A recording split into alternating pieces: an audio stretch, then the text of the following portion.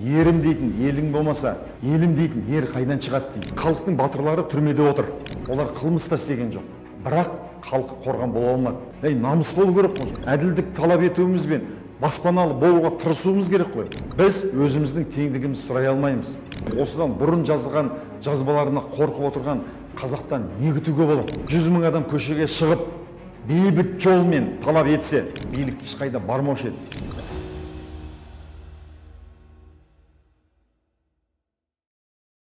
Армысыз ағайын, мен кейінгі кезде психологияда үйретілген дәрменсіздік деген үлкен бір теорияны түбегейлі зерттеп оқып жүрмін. Бұл деген сөз мына құлдық санадан мен бірдей нәрсе. Негізгі құлдық сана, біз құлдық санамызға кіріп кеткен деген көп айтамыз. Бірақ осы қалай сіңеді? Ол адамның қай жерінде тұрады?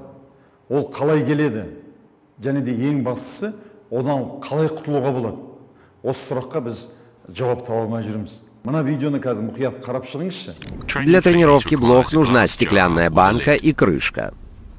Блок помещают внутрь банки и закрывают ее. Затем оставляют на 3 дня. Когда же банка открывается, ни одна блоха не может выпрыгнуть из нее. На самом деле, блоки никогда уже не смогут прыгнуть выше уровня, установленного им крышкой. Их поведение теперь неизменно до конца жизни. И даже при размножении, их потомство будет следовать их примеру. Выйдите из круга и живите, не ограничивая себя воображаемой крышкой. Мне көрдіңіз бе, банкінің ішіне бүргелерді салып, қақпақ жауып қойғаннан кейін, олар бітті енді. Осы жерде мәңгілік қалдық деп, соны қабылдап алды. Енді олар шығуға талпынбайды да, жаңағы банкінің қақпағын ашып тастаса да. Ең жаманы, бұдан туған ұрпақ та сол құлдық санада болады екен. Негізгі адамның психологиясын зерттегенде, алдымен мына жан-жануардың, хайуандардың психологиясын зерттейді ғой. Психологияда behaviorизм деген бір теория бар. Behavior деген ағылшын тілінен аударған кезде орысша поведение, қазақша әрекеті. Осы behaviorизм ілімі адамның және кез келген жан иесінің әрекеті бір шартты рефлекспен байланысып қалатынын дәлелдеген. Оның атасы мына өздеріңіз мектепте оқыған орыс ғалымы академик Павлов болатын. Итті бір құмарлыққа ұмтылған кезде, тамақ әкелген кезде оның мына сілекейі бөлінеді ғой. Сол тамақ әкеліп, тура сол кезде қоңырау соғады, тамақ әкеліп қоңырау соғады да, содан кейін оның инстинктісі шартты рефлекс бағанағы қоңыраумен тамаққа байланып қалады. Содан кейін жай ғана қоңырау соққан кезде сол иттен сілекей ағады. Содан кейін ары қарай бұны жетілдіріп американ ғалымдары ойлайды. Енді осы құмарлыққа тудырған кезде осындай бір шартты рефлекс қалыптастыруға болады екен. Ал қорқынышқа шартты рефлекс қалдыруға бола ма екен деп. Содан кейін сол иттерді алады да бір үйшікке қамап қояды, шыға алмайтындай. Содан кейін оны тоқпен соғып азаптайды. Тоқ соққан кезде қоңырау соғады. Тоқ соққан кезде қоңырау соғады. Бірақ ит дәрменсіз, шығып кете алмайды. Содан кейін үйшіктің қақпасын ашып, кішкентай кедергі қойып қояды да, тоқ соқса, содан кейін қоңырау соқса, жаңағы ит қыңсылап жата береді. Мүрде енді шартты рефлекс бойынша ол қоңырау соғылған кезде ыршып кету керек қой. Қыңсылап жаңа жер жата береді екен. Сол кезде ғалымдардың ойына келеді. Бұл behaviorизм деген қате екен. Негізгі дәрменсіз болуға, сорлы болуға, яғни құлдық сананы үйретіп тастауға болады екен. Содан кейін адамдарға эксперимент жасаған кезде, адамдарға эксперименті дәл сондай болады. Ал екінші бір үйшікке бір итті қояды, тоқ соғады, бірақ ол не тоқты өшіре алады, не болмаса тоқ соққан кезде ыршып шығып кете алады. Ал ол ит екеуін бірдей қамап қойып, тоқ соғып үйшікті ашқан кезде, ана жағдайды басқара алған ит ыршып шығып кететін болған. Ал мына жағдайды басқара алмаған, дәрменсіз болған ит соған көндігетін болып қалған. Бұны құлдық сана дейді. Бұл ұрпақтан ұрпаққа жалғасады екен. Мысалы, сақтар жайлы біз аңыздарды білеміз. Томирис сонау жер жүзін тітіренткен Кир патшаның әскерін тоқтатып, соның басын алды емес пе?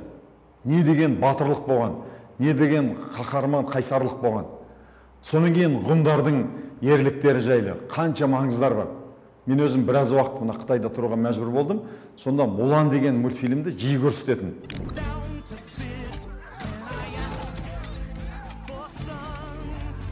сол Муланның эпизодында мына ғұндарды хуны дейді.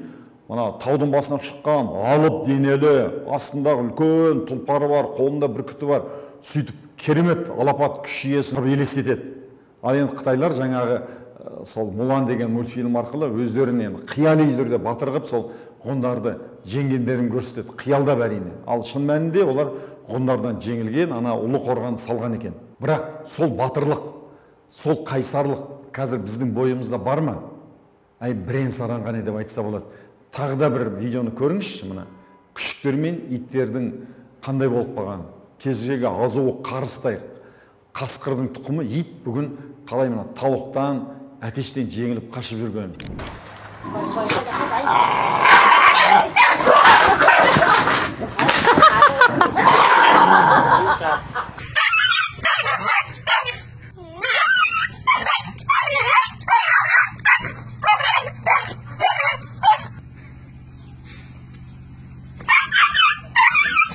Міне осы жерде көргендей бұны құлдық сана дейді. Ұрпақтың сағы сынып кеткеннен кейін оған не айтса да соған көне беретін бір ұлт болып қалады. Енді біздің бағымызға қарай мына психология ілімі арқылы бұл құлдық сананы тазалап, адамды қайтадан қайсар, қайтадан қайтпас рух, кешегі ғұндардың рухын, қайтпас қайсар қасқырдың рухын қайтадан санада оятуға болады екен. Оған арнайы жаттығулар керек, арнайы психологиялық ілім керек. Мен қазір Сен ТВ каналында күнде таңертең сағат 8-де осы пессимизм мен оптимизм, депрессиядан қалай құтылуға болады, үйретілген дәрменсіздік, құлдық сананы қалай тазалауға болады деген сабақтардың циклін жүргізіп жатырмын. 20-ші сабақты түсірдім, кемінде 30-35 сабақ болады деп отырмын. Мысалы, Индия халқы кезінде де 200 жылдан астам Англияның табанында жатты ғой.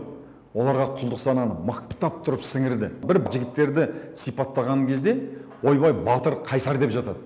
Қазақтың да 90 жылдары Рыжий Алмаз, тағы да бір батыр болған жігіттерін айтады. Бірақ мен нағыз батыр кім? Қазіргі тілмен айтқанда Дерский кім дегенде мен Махатма Ганди деп айтар едім. Өзінің ұлтына біраз адамдарға басымдылық көрсету екінің бірін қолынан келеді деп ойлаймын. Бірақ ұлы державаға қасқайып тұрып қарсы айту, сендер біздің елді тастап кетіңдер өз елдеріңе деп айту. Соларға бағынбау тек қана өтте Дерский адамның қолынан келеді. Мына жердегі Махатма Гандидің сөзін тыңдап көріңізші. Уж не думаете ли вы, что мы просто уйдем из Индии? Да, в конце концов, вы уйдете. Потому что 100 тысяч англичан просто не смогут держать в повиновении 350 миллионов индийцев в случае, если они откажутся сотрудничать. Вот мы и будем вести кампанию мирного, ненасильственного, не сотрудничества. До тех пор, пока вы сами не поймете, что лучше вовремя уйти, ваше превосходительство. Глядя на него, англичане дрожат от страха. Міне қараңыздар, бір айналдырған бір 10 шақты, 100 шақты адам демес, ұлы империяны дірілдеткен Махатма Ганди. Адамзаттағы ең Дерский, ең рухты адам ол Махатма. Ол өзінің халқын осы үйретілген дәрменсіздіктен, құлдық санадан құтқара білді. Бірақ Махатма Гандидің жолы керемет болды. Ол халқын қан төгіске апармай. Егерде Махатма Гандидің сол философиясы, сол теориясы болмаған кезде үлкен қан төгіс болып, мыңдаған, тіпті миллиондаған адамдар өмірден озар ма еді? Кім білсін? Енді Махатма Ганди бидеп айтты ғой. 350 миллион халықты 100 мың адам қалай басқарады? Егер 350 миллион халық біз келіспейміз, біз көнбейміз, біз сендермен істес болмаймыз, сотрудничать етпейміз десе, 100 мың адам оларға түк істей алмайды ғой. Осы халықтың дәрменсіз болып қалғандықтан, бүкіл халықтың құлдық санаға еніп қалғандықтан, мысалы, әлі күнге дейін Түркменияда, Кубада, Солтүстік Кореяда аздаған бір адамдар қанқұйлы топ биліктің басына келіп алып, бүкіл халықты құлдықта ұстап отыр. Құдайға шүкір, біздің елде бұндай жоқ, бірақ дегенмен біздің халықтың дені билікке риза емес қой. Біздің халықтың батырлары түрмеде отыр. Макс Боқаев, Арон Атабек өздерінің қара басы үшін бір қылмысқа барған жоқ қой. Олар қылмыс та істеген жоқ. Елім үшін, халқым үшін деп осындай ұлы істерге барды, бірақ халқы қорған бола алмады. Соның ішінде мен де бармын. осыны көріп отырған сіз де барсыз. Осыны шынайы мойындайықшы. Ерім дейтін елің болмаса, елім дейтін ер қайдан шығады дейді.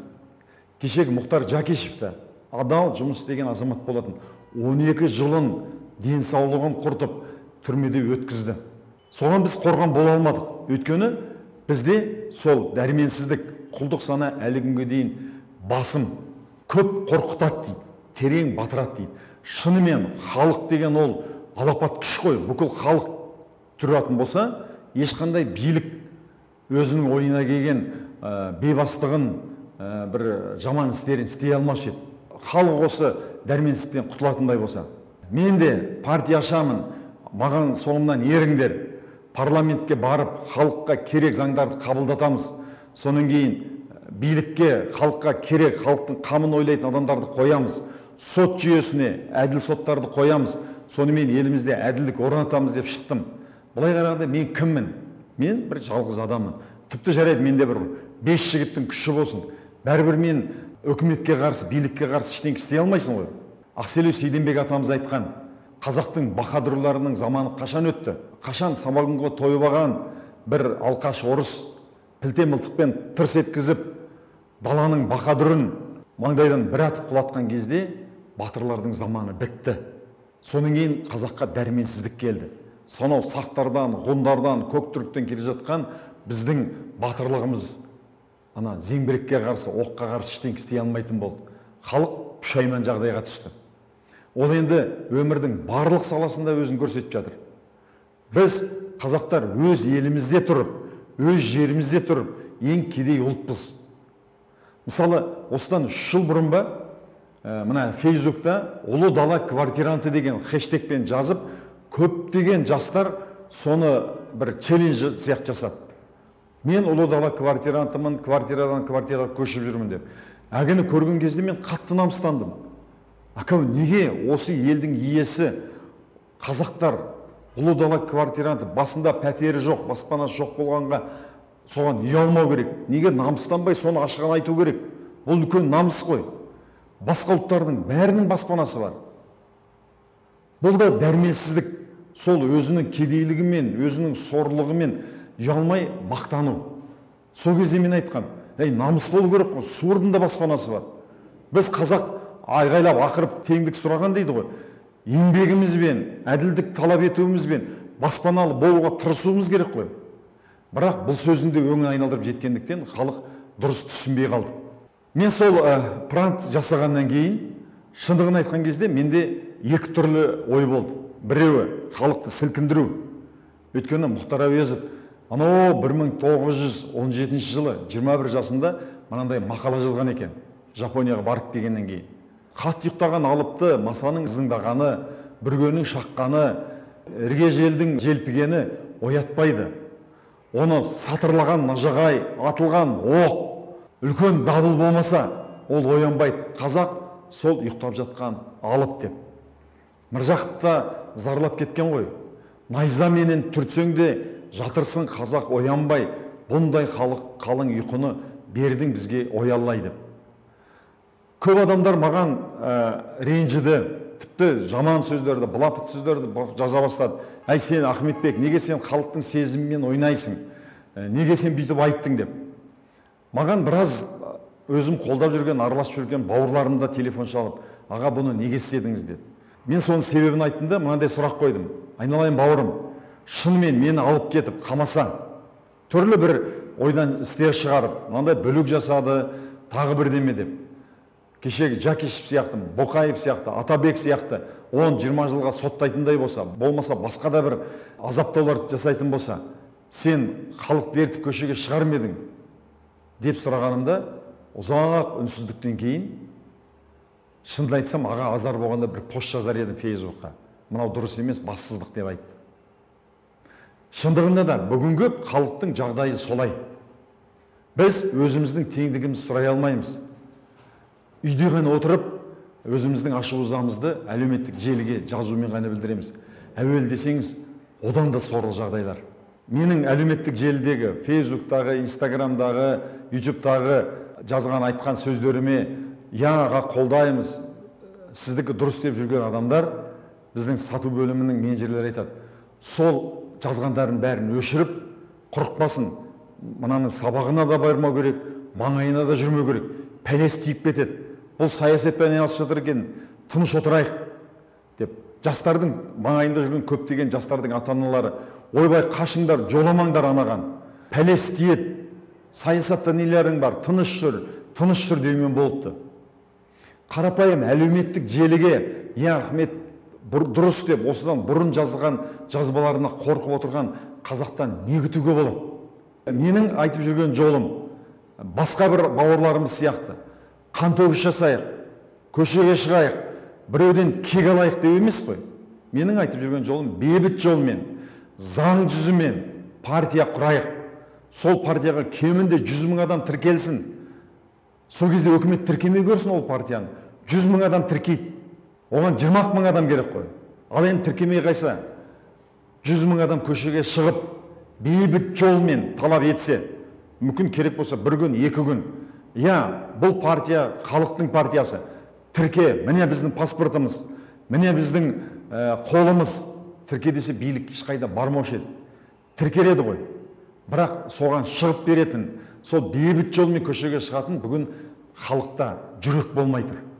Ол сол үйретілген дәрменсіздік, ол сол құлдық сана. Енді бір адам шықса, оған тас лақтырады, оны боқтайды, оны балағаттайды, бірақ өзі көшеге шықпайды. Бұнымен біз алысқа бармаймыз. Ал енді шынымен халық ызаланса, әбден кедейленсе, ол кезде береке бірлік кетіп қантөгіс болуы мүмкін. Ол сізбен бізге керек пе? Ол ешкімге де керек жоқ. Ең дұрыс жолы бейбіт жолмен шешу. Міне Махатма Ганди Индияда көтерілістер болып жатқан кезде неме деп айтты? Тыңдаңызшы, міне біздің мақсатымыз не?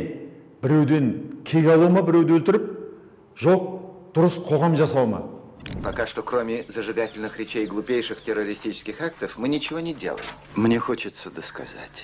Там, где несправедливость, где есть насилие, я всегда готов к борьбе, господа. Вопрос в том, за что мы боремся, чтобы изменить положение, или за то, чтобы наказать виновных. Виновных накажет Господь, а чтобы изменить положение, есть лучшие способы, чем пускать под откос поезда. Сонымен мен де сіздерге айтатыным. Айналайын қандастарым, біздің негізгі түпкі ниетіміз неде? Біреулерді соттап, атып, асып, солардан кек алу ма? Содан біздің Қазақстанға, біздің елімізге бірдеме түсе ме? Жоқ, біздің заң жүзінде басқарылатын ел құрып, биліктің иесін халық қылып, экономикамызды көтеріп, бейбіт, білімді, бай да бақуатты ел жасау ма? Оның жолы басқа еді ғой. Қазір өте сабырлы, былайша айтқанда өте жуас халықты қазір баррикадаға айдап салуға, митингтерге айдап баруға, митинг болсын бейбіт жолда. Бірақ барыңдар, қырыңдар, қазір біз ананы соттаймыз, мынаны құртамыз, төңкеріс жасаймыз. Сол төңкерістен мына көріп отырған көшеге шыққан адам сізге ештеңе түспейді. Негізгі тарихта қандай елдерде де кек алу жақсылыққа апармаған. Жеке өзіңіз, мысалы сізге біреу жамандық жасады, алдап кетті, тағы бірден істеді. Содан кек алудың артынан сізге бір жақсылық келе ме? Анадамға жақсылық келе ме? Қоғамға, ағайын туғанға жақсылық келе ме? Кек алам деп қаншама адам сотталып кетті. Қаншама адам біреудің өмірін қиды. Бұл кек алу мәңгілікке жалғасады. Сіз кек алсаңыз, ол сізден кек алады. Ең дұрысы Европа елдеріндегі сияқты, Жапония еліндегі сияқты бізге бейбіт жолмен, заң жолымен даму. Ол үшін біз мына құлдық сананы тазалап, еркін, бейбіт ел бола алуымыз. Сіздер жүректен шыққан сөз жүрекке жетеді деп ойлаймын. Осы менің шын жан айқайымды, осы сөзімді түсіндіңіз деп ойлаймын. Келіссеңіз, я деп лайк баса салыңыз, өзіңіздің комментарийіңізді жазыңыз. Егер келіспесеңіз, оны да жазыңыз. Бірақ өтініш, балағат, боғау сөздер жазбаңыздаршы. Мен дәл сізге ештеңе істеп қойған жоқпын. Сіз де маған ештеңе істеген жоқсыз. Мен балағаттап, боқтап жатқан халыққа әрине ренжімеймін. Мені танитын, мені жақсы білетін адамдар мені түсінді. Олар менен сырт айналып кеткен жоқ. Командам 100% қалды. Ал енді мені білмейтін адамдар менің қылығымды түсінбегендіктен, бұл неге істеді дегеннен кейін сондай ауыр сөздер айтып жатыр. Мен оған түсіністікпен қараймын. Адам анасын жек көре алмайды ғой. Туған халқым менің анам сияқты. Сондықтан мен халқымды жек көре алмаймын. Сіз маған боқтасаңыз да, лағнат айтсаңыз да, мен бірдеңке істеп жатсам, содан біреуден алғыс алайын, біреуден мақтан естейін деп істеп жатқан жоқпын. Рахатсыз өтсе де өмір жасым, Құдайым бұл жолымнан айырмасын. Ұзақ жолға ниет қып бір шыққан соң, жарым жолдан қайтпаспын, қарындасым деп Ахмет Байтұрсын айтқандай, мен де осы жолға түстім, біреуден мақтан естейін, біреуден демеу көрейін, болмаса билікке барып, биліктің тұтқасын ұстаймын, болмаса байлыққа барып, шексіз бай болайын деген ниетім жоқ. Құдай куә шынайы сөзім, егерде маған сенсеңіз, лайк қойыңызда кемінде 10 қандасымызға таратыңыз. Барлық қазақ байда бақуатты болып, барлық қазақ баспаналы болып, болашақ ұрпаққа осы егеменді елімізді, жерімізді тапсыруға Алла нәсіп етсін. Рахмет, соңында дейін көргеніңізге.